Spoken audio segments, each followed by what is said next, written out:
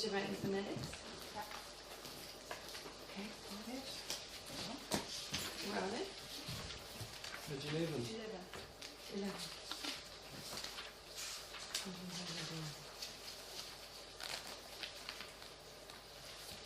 It's the same sort that I have.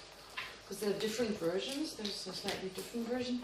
Now the thing is, there's a tune. I can only do this one tune. So we're right, yeah? Yes. Okay.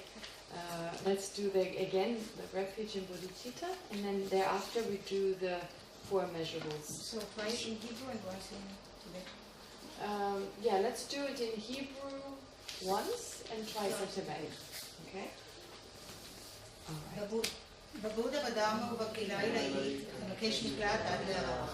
באמצעות המצבורים של הקשבה לדרמה, הוא השיג בודדות כדי להועיל ליצורים הנודדים. Sangye Shodan Tsogi Chonam La Japchu Badu Dagni Kyasushi Dagi Jimson Kipe Sonam Ki Jola Penche Sangye Dropa Sho Sangye Shodan Tsogi Chonam La Japchu Badu Dagni Kyasushi Dagi Jinsom Kipe Sonam Ki Drola Penche Sangye Dropa Sho. And the 4 measurables once in Hebrew, once in Hebrew. לו יזכו כל בעלי התודעה באושר ובגורמי האושר. לו ייפרדו כל בעלי התודעה מסבל ובגורמי הסבל. לעולם לא ייפרדו כל בעלי התודעה באושר ובתוקף. לו יפתחו כל בעלי התודעה מתגלה בהשתרות. ללא מספר פנים של התקשרות ושל סביבה. Samjen Tamje Dewa Dam Dewe Gyodam Dempa Gyoti Samjen Tamje Dunge Dam Dunge Gi Gyodam Dewa Gyoti Samjen Tamje Dunge Mepe Dewa Dam Mi Dewa Gyoti Samjen Tamje Nyering Chadan Mi Dan Tewe Dan Yomla Neva Gyoti. It's not easy to do. That's the tune we do at the IBD, or when His Holiness gives teachings. But I know in the West there's a different tune, and I don't know how to do the different tune. So anyway, at least it gives you a sense of time. Yes, I will. Okay, it's okay for that. At least it's alright. Okay, getting back to this here. How was the discussion? Wow. Is that a good wow or oh my god, wow? A good one. Interesting. A good one. Interesting. How many groups did you have? One. One. Okay. And people still want to get together to do a Hebrew discussion group at night? I mean, knock yourself out all night long if you want to. I'm not going to stop you. But We'll see. well, yeah, you'll see. Okay, good. A short one. Bli Mendel. But did everyone participate in one way or another? Okay, good. Okay. So maybe Liora will present the question that we have. Yeah, but we will give you back the question you asked us. Because we didn't find any answers. No, that's good. It's not about finding an answer, it's about analyzing it. Yeah. So what? Liora, continue. Well, most of the time we discussed what we're going to study now after page 17 and ahead. So we'll discuss it. We thought that we find, well, some of us thought that we find in page 19 the answer to your question, when is the mind is awakened? Yes, you're right. Okay. So Now the question is, why is it awakening? Yes, it's either this page or page 40 you'll come up with this, but why does it awake? Okay, sorry, go ahead. We had a question on which we have no idea how to answer, whether the Buddha nature, the potential, is or the seed is one seed or various seed seeds and why. So we had many images to explain different views without any idea what's in the right track or not. So we discussed. Okay, all right, good. Well, we have time to discuss it. But it's so funny, when you ask the question, is there one seed or many seeds? That shows that we think of seeds like physical seeds. Something you can count, like your mind is like a storehouse or something. And so in a way it's almost presented that way. In some philosophical systems they talk of the mind as the storehouse. So you have all these words that I use, but of course an imprint is just a potential. It's not something you can count. 1 potential, 2 potential, 3. I mean, you can talk of it as having different characteristics, you know, the potential to do such and such, the potential to do such and such, but the potential to become a Buddha, to count the one on Monday, the one on Tuesday, I mean, that that's too physical. Yeah. Right? Okay, but it's very natural. It's very natural that because we're so physically oriented, all the words, or many of the words we use, they're physical examples. Imprint, seed, okay, potential, that's kind of very hazy. But we just don't have a concept of our own mind, really. Very difficult to recognize our own mind. So it's natural that these questions arise. In order to avoid that obstacle, we decided to, instead of use the term seed, which is very physical, to use the term potential as well. But also, so we came to the problem if from this potential, well, some of us said even potential, we can have potentials, abilities. But so it didn't convince all of us. And some of us said, logically, how would one abstract potential will lead to various results if there are not many, if it's only one? So it's good. Yeah, it's good you had that discussion. Definitely a good idea. I mean, having the discussion is most important. So I'm not aware of like counting potentials. I mean, like, at least not when it comes to Buddha nature. But of course, this potential is so much vaster. You know, it contains so many abilities, basically. So it's like from the point of view of just leading to Buddhahood, we talk about this particular potential. But that entails to be able to do so many other things. So if you count those, then you get to more than one. How did Fred participate? He didn't? He didn't. He didn't. Okay. I'm kidding. I didn't think you could participate. No, I was just wondering whether someone translated. Okay, never mind. But we'll get to the question and answer period in the evening. Okay, so around 7, we'll have the question and answer, and then hopefully we'll get a little bit more into this. And also Joy's question still. You know, the potential for love and compassion versus the potential for Buddhahood. And maybe discussing some of those different types here gives us a sense of there are different types anyway, and whether they differ. And this becomes a little bit more complicated. So the idea of different goals, so you have the goal of liberation and the goal of enlightenment, right? So the goal of self-liberation and the goal of enlightenment.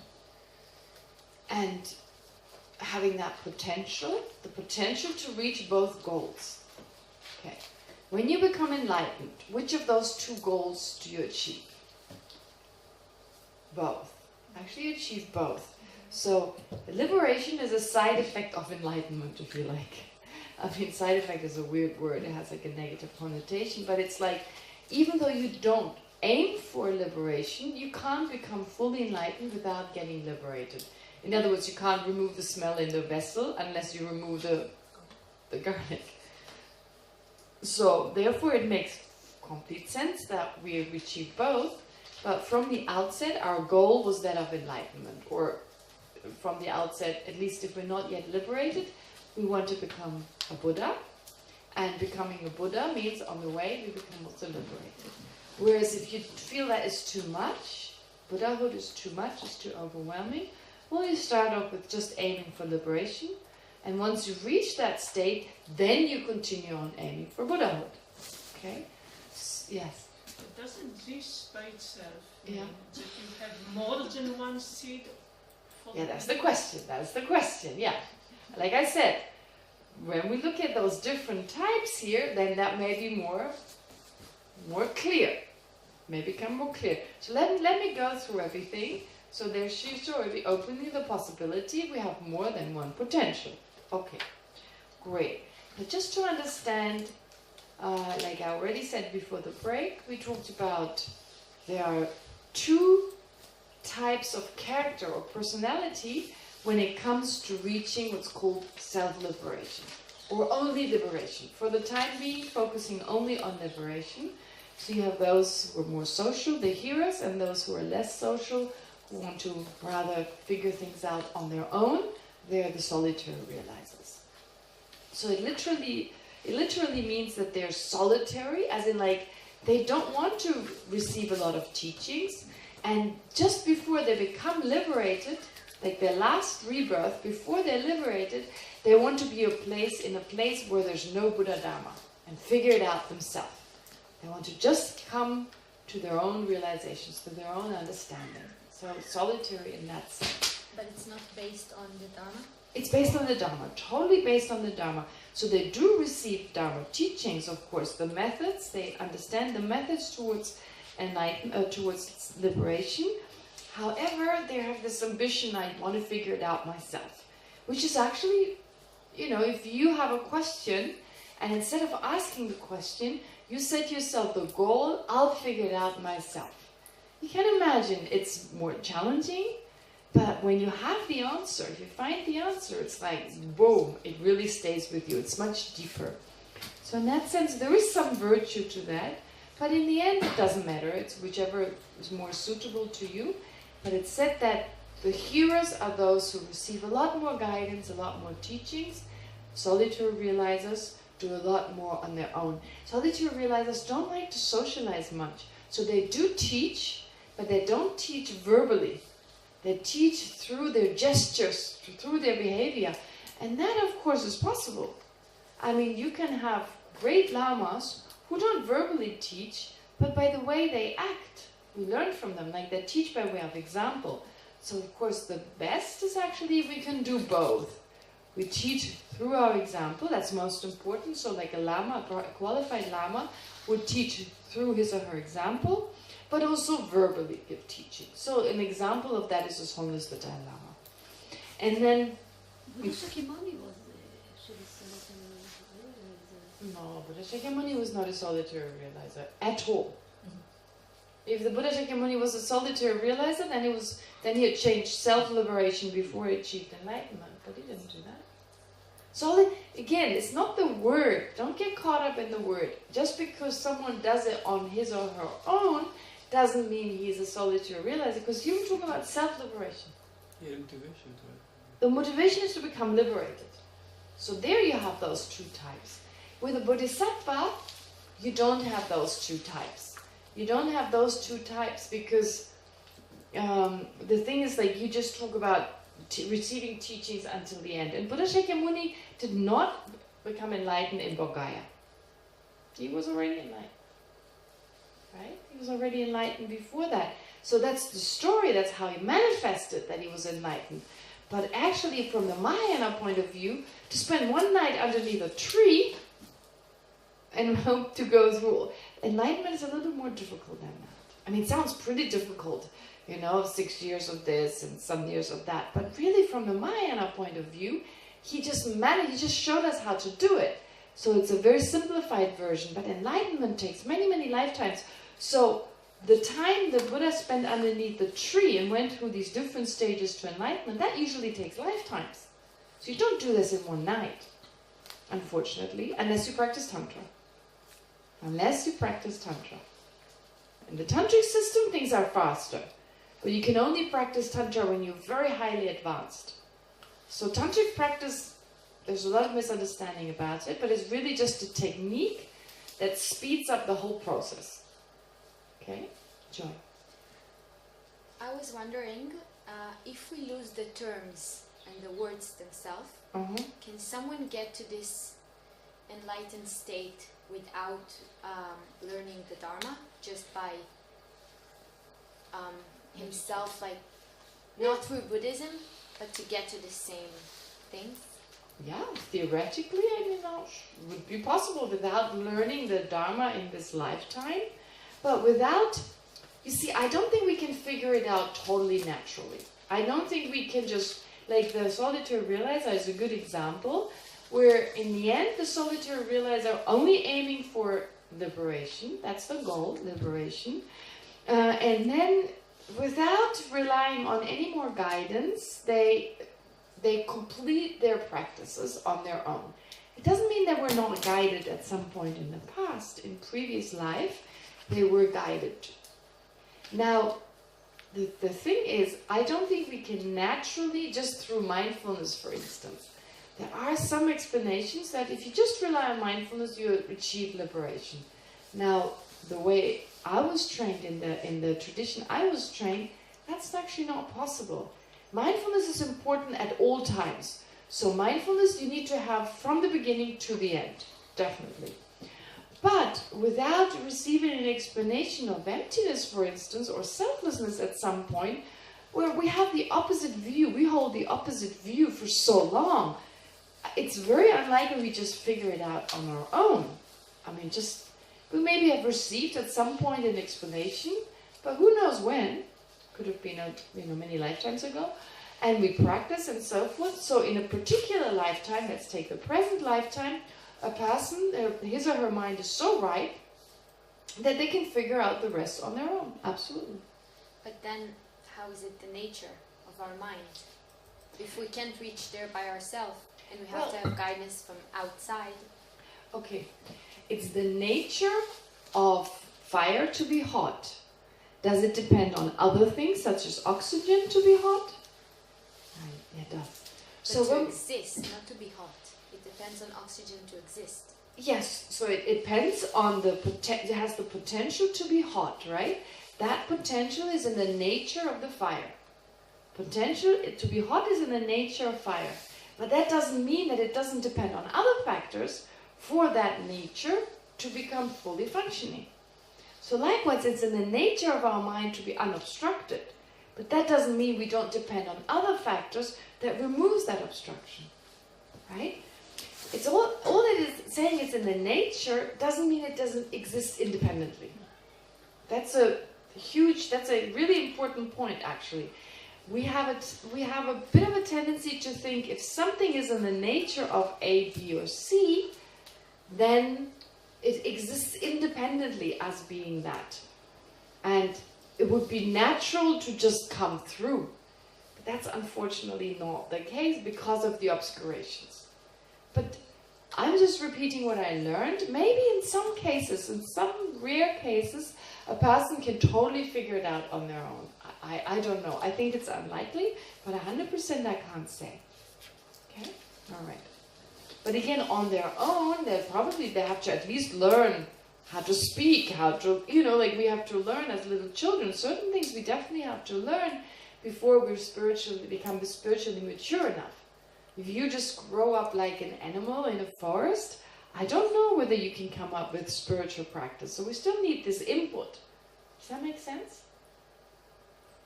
Anyway, okay, but going back to this here.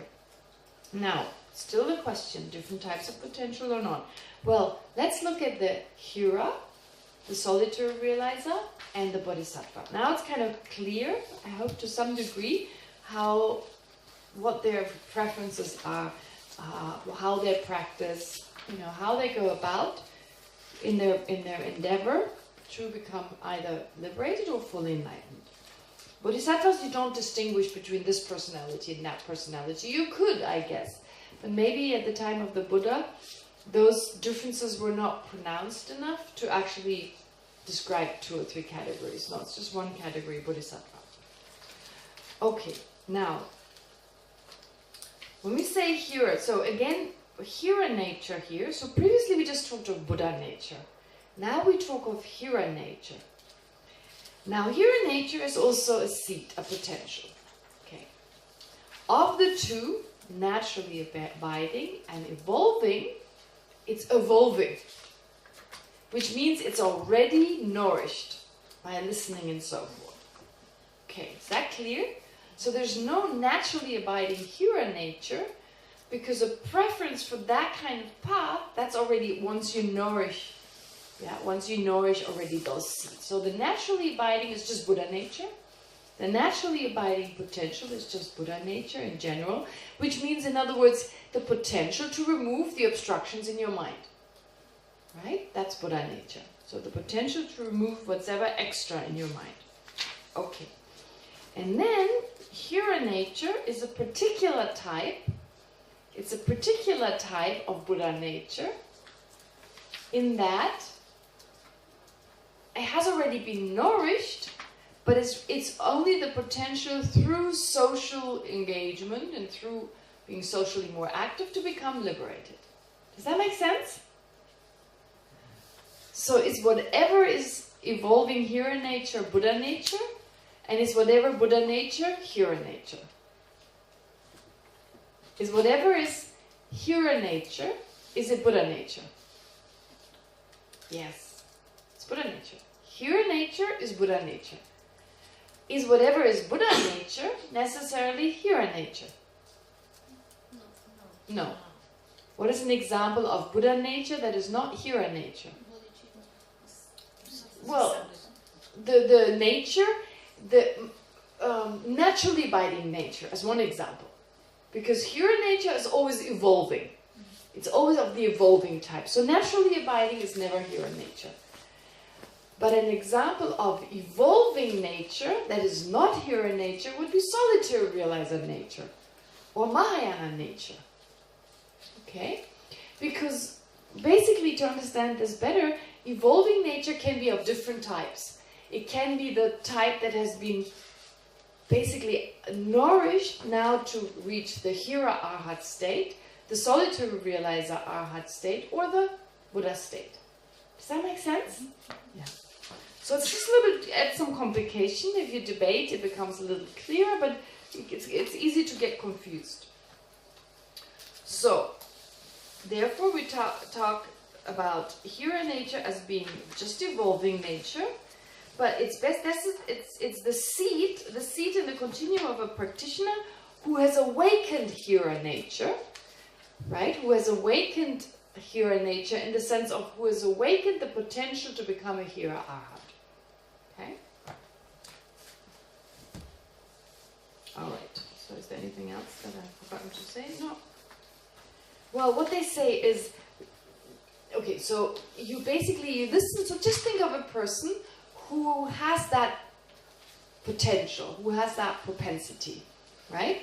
I mean, who has Buddha nature, but now their type of Buddha nature is such that when they listen to Hinayana teachings, that talk about self-liberation, that, give very clear descriptions, their Buddha nature awakens as hero nature.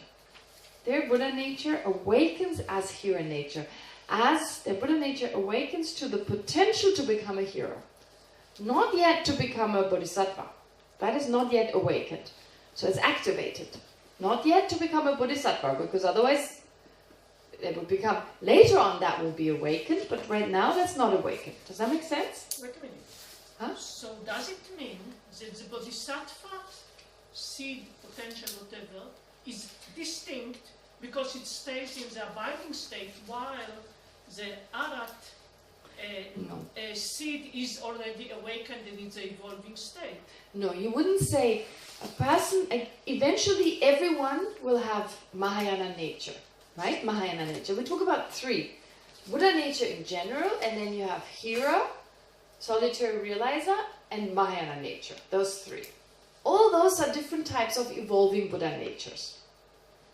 Now, when you have hero nature, when your mind has awakened to the state of a hero, your bodhisattva nature is not yet active. So it means it is in the abiding state? No. Like I said. Why not? Because it's naturally abiding, it's none of those. When it's naturally abiding, It's neither a hero nature nor a solitary realizer. It's just the potential to strip your mind. It's just called Buddha nature. It's just called Buddha nature. It's not called anything else, because when it's not yet nourished, you're not going in any direction. When it's not yet nourished, so it needs to be nourished. It needs to be activated to go there or here or whatever. Okay? So it's not the naturally abiding seed, it's just a general potential. But then through listening to the Dharma, etc., then in one case, when the hero nature is awakened, and that has to do with other factors, with other preferences, not to do with Buddha nature, but there are other factors that are there in the continuum of a person, you know, like, dislike, other imprints, basically, that now in combination with listening to Hira's Dharma, or Hinayana Dharma more specifically, listening to Hinayana Dharma, now their Buddha nature seed becomes an evolving Buddha nature, in other words, a hero nature seed. Okay? Does that make sense? And, no? Not me, I don't know. Okay, can anyone... This okay. is for me it's a game of semantics. Instead of saying there are three distinct natures, you are saying, no, there is only one Buddha nature, and part of it is awakened here, part of that will be awakened later. Okay, so this is semantic purely. No, it's not semantic. For me, it has no meaning. For me, No. it's easier to think of this. Well, you can do that if you want to think along these lines. You can do it, but actually, just think of like having a seed, and you would mutate it in 3 different ways, like a mutation. Nowadays, we can mutate seeds, right? So you have one seed, and before you mutate it, it's just a seed having a general potential to generally grow into a flower. But then you engage in mutation, and then you specifically grows into this, into a sprout with red leaves, or into a sprout with green leaves, or into a sprout with yellow leaves. So initially, before the mutation, it had the same potential, But then when it was nourished, when it was mutated, then it had a different potential. Right? So in that sense, it held the same potential. It's a bit like, you can think of so many different examples. So maybe let's not take a seed, but water without adding anything. That's like water. I've also used the analogy of water in a different context, but using it in this context, just clear water. And then you add colors to it. Once you add colors to it, or certain substances to it, then it is able to do different things. So that would be the example. I mean, you see, this is not explained in so much detail, but it's usually said that there's no naturally abiding hero nature. This is very clear. No naturally abiding hero nature. Before listening and contemplating on the Dharma, it is not specified what direction you're going to go. Okay, this is how they explain it. Now, I don't know. Maybe there's a different explanation somewhere else. I just present you the one I received. So it may be helpful to just put your mind around it, because there's just that general potential, and then there are other factors that come in. It's not just that. Why would the person, when they listen to Hinayana Dharma, some people, their Buddha nature transforms into hero nature. Some people's nature transforms into solitary realizer nature. How come? Well, in the first case, it's like they have more of a tendency of being more social, of just having that habit anyway. So then it translates their Buddha nature, affected by their tendencies, their personality traits, then becomes hero nature. Or maybe they don't feel like, they don't have the same strength of mind as someone whose Buddha nature, when they listen to the Dharma, transforms into Mahayana nature. Oftentimes the difference between, so we can have a group of people, right? A group of people, some listen to the Mahayana, all of them listen to, let's take Mahayana, no, not even specific Mahayana teachings, but teachings on the Four Noble Truths. So they all have basic Buddha nature. They have the potential to reach the state of a Buddha, all of them. But some, according to their temporary likes, dislikes, determination, etc., their Buddha nature initially just becomes hero nature, or solitary realizer nature. Whereas the third group, potential in general to become a Buddha manifests right away as Mahayana nature. So here it's saying if we all had Hira nature from the beginning, then we wouldn't have the same basic nature. We all have the nature to become a Buddha. And only temporarily, those who enter first the Hinayana, theirs becomes Hira or solitary realizer nature.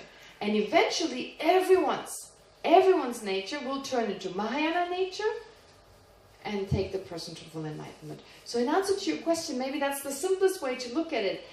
If you have naturally abiding Hira nature, well, you're going to be a Hira and nothing else.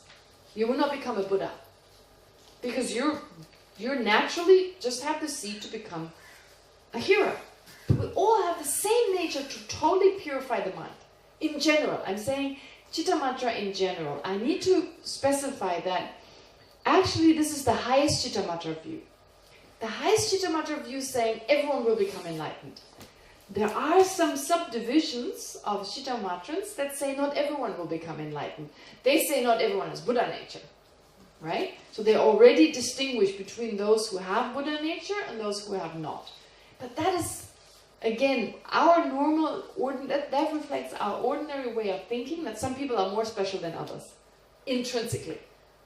Right? That we have a sense if they behave in a certain positive way, oh, they are more likely, they probably have Buddha nature. And those who are obnoxious and vicious, oh, they don't have that Buddha nature. But of course, that is just how we look at the world. But in actuality, from the point of view of the highest Chittamatra school, everyone has Buddha nature. And temporarily, it may manifest in the form of Hira nature or solitary realizer nature, once the seed has been activated. Does that make sense? Yeah? Okay, so we're all equal. Pardon? I can view it like a 3-step development. Yeah, exactly. That's a good way of looking at it. Very good. Joy. Can we assume that if right now in this life I am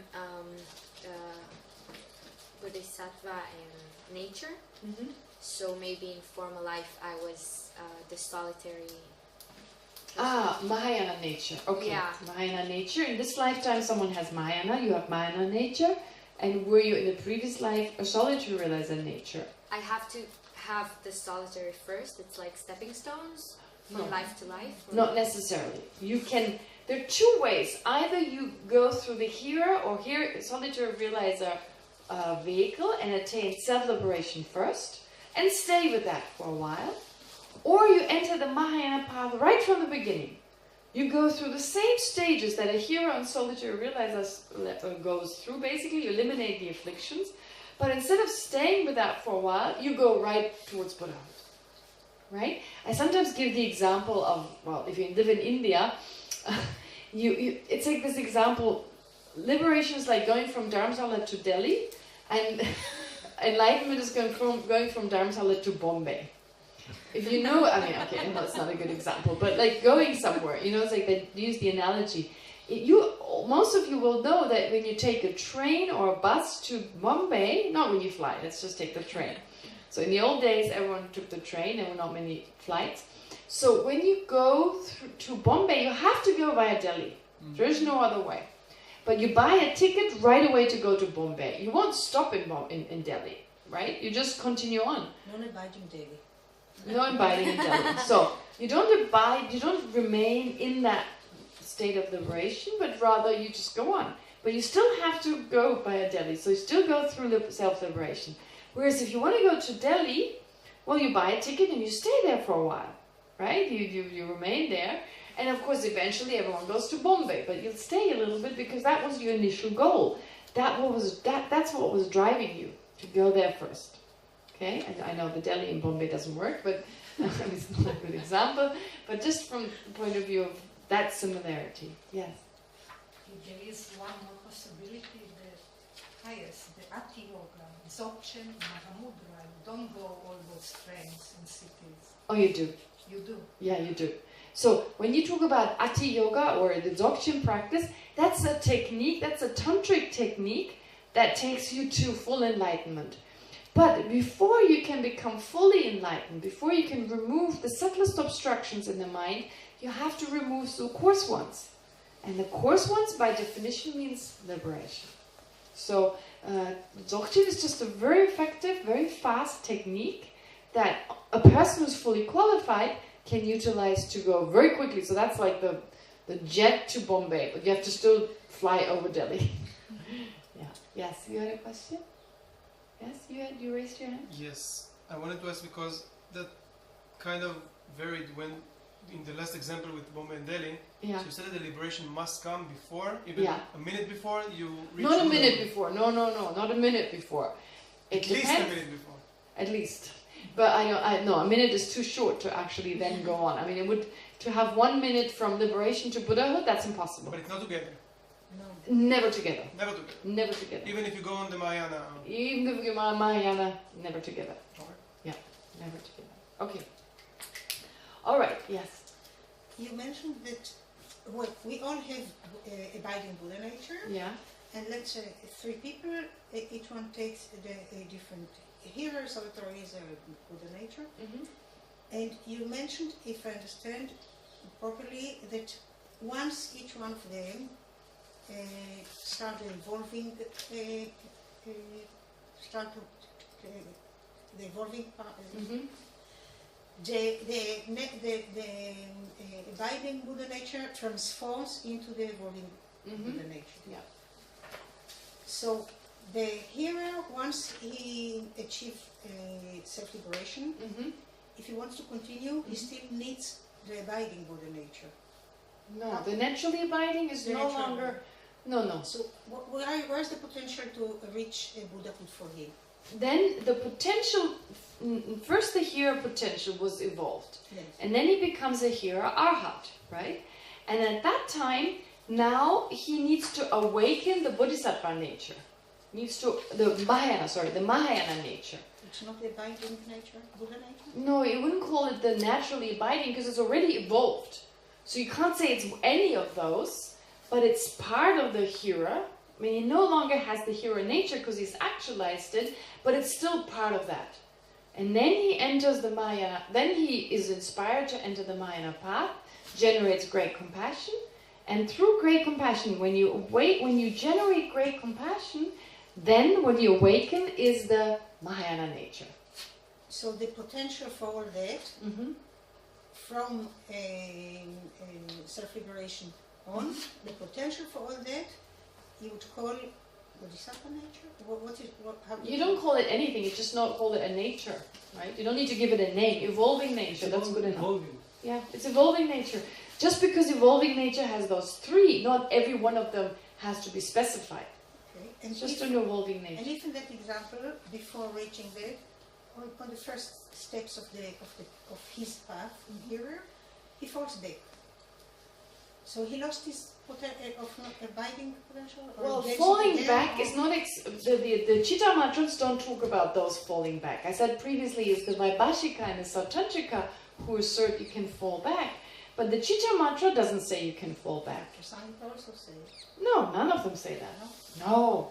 It's only Vaibhashika and Sautantrika. They say you can fall back. It's only the first 2 levels.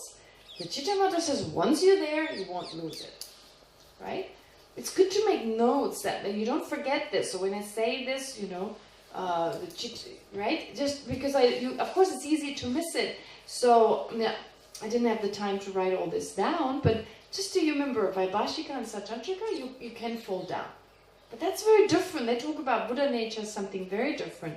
Whereas in the Chitta Matra, it's that potential.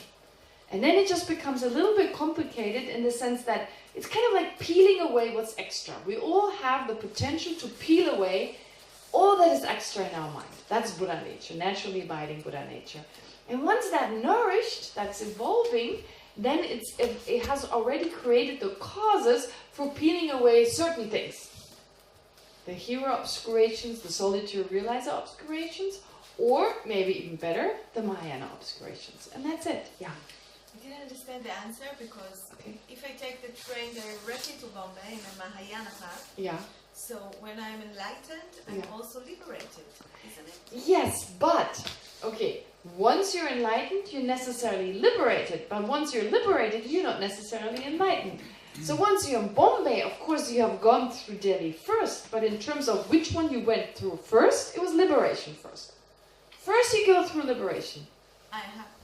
And then, it's like similarly, once you're in university, you have a high school degree.